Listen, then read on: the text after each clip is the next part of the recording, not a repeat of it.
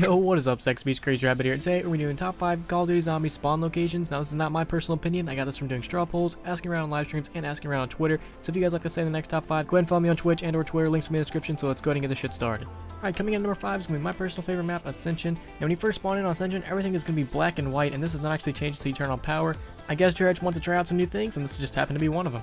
Now I can definitely agree with Ascension spawn location being on this map, and there's actually a couple reasons why. One, because it's actually just so big, there's a lot of different strategies that you could run in here. You could probably have 2 people running in this room at once, and as long as you guys are both careful and know what you're doing, you could probably never run into each other and be both completely fine. It's a really big area to run in, it's a really safe strategy to use, and also since you have the giant spinny thing in the middle, I can't exactly remember what it's called off the top of my head, that's going to kill zombies randomly, so it's just randomly going to turn on, and it's just going to kill an entire wave of zombies. So you have that to look forward to, and that's just basically a free trap that just randomly turns on. So if you're running in spawn and you're low on ammo and you don't feel like running to a trap, you'd always just wait for this to turn on. As long as you crouch right underneath it, you're going to be set. And the only real thing I hate about this spawn is just how it's black and white. If it wasn't black and white, I think this would be a lot higher on this list, but since when you spawn in it's black and white, that's kind of frustrating and kind of annoying. So let's go ahead and get on number 4.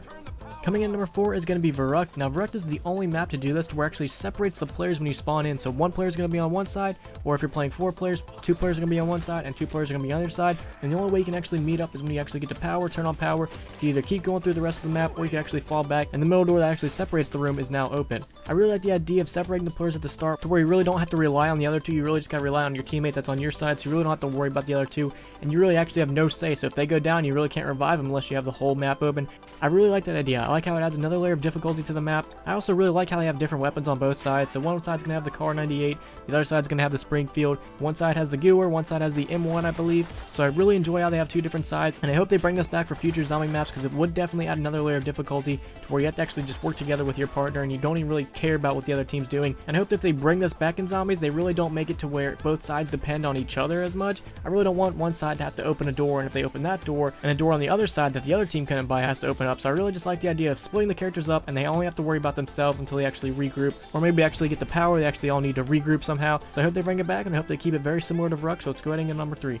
Alright, and coming in number 3 is going to be Origins. Now, I really didn't think Origins spawn was that impressive. I really don't think it should be number 3 on this list, but I already casted my vote, and Origins got number 3. So when you spawn in on Origins, you actually have a chance to get a double points or zombie blood. Well, since zombie blood's only on this map, of course, you can only get zombie blood in Origins. But when you spawn in, if you're playing solo, and you activate the generator, this box over here is going to open up, and you're going to get a double points. And if you're playing with 2 or more players, or basically if you're playing on a custom game and not solo, when the box opens up, it's going to be zombie blood. So you can always save it for later, but I recommend if you're playing solo to grab the double points on round 2 and try to whore up as many points as you can. So that way you can easily get through the map. But other than that, Origin spawn location is pretty much the same as a lot of the other spawn locations. It has a box location, and since Wonder Jizz is only available in Origins, it has a Wonder Jizz location.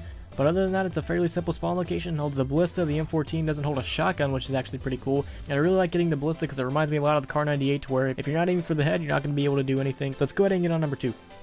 Alright, and coming in number 2 is going to be Der Riese, and I definitely think Der Riese deserves to be in the top 3, mainly because Der Riese's spawn location, in my opinion, just looks really good. It's really well laid out, it just looks beautiful in my opinion, and plus you're going to be constantly coming back to spawn since Pack-a-Punch is right here. You're going to be constantly coming back to spawn, whether you're teleporting back to spawn, whether you're using the Pack-a-Punch machine, or whether you're using a certain strategy at spawn, because there actually is a couple strategies depending on which door you want to go out. You can either open the Thompson side of the door, which means you're probably going to be running in the open area, and taking the zombies back here near the Gewehr, and then cycling back around again. Like I said before, Der Riese's spawn location just looks really nice. It's really well laid out. It's not too big and it's not too small, and you're constantly going to be coming back here, whether it's Pack-a-Punch or teleport. So I really enjoy this spawn location, but let's go ahead and get number 1.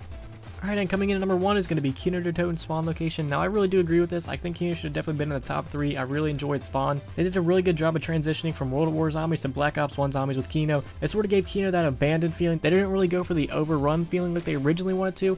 They went for the more abandoned and deserted feeling, and that sort of was a good transition from World at War zombies to Black Ops 1 zombies, because World at War zombies was all about the overrun by zombies feeling, and Black Ops 1, you know, after some time has passed, it sort of went with the more deserted feeling. And Kino's spawn location really helps with that. One thing I really love about Kino spawn is this is my strategy for high rounds. So what I do is I don't open up the right side of the door. I'm not going to the MP40. I'm going to open the bottom door, which is to the AK-74U. I'm going to open that side. I'm going to keep the top right door closed, because when I go to high rounds, I'm going to be using this spawn location, and there's a couple other maps which I use the spawn locations for, but I think Kino der Toten is definitely one of the ones that stands out, because you are literally just running around in spawn, and the only time you really ever leave is if you need a Pack-a-Punch or if you want to activate a trap, and the traps are fairly close to spawn, which really helps.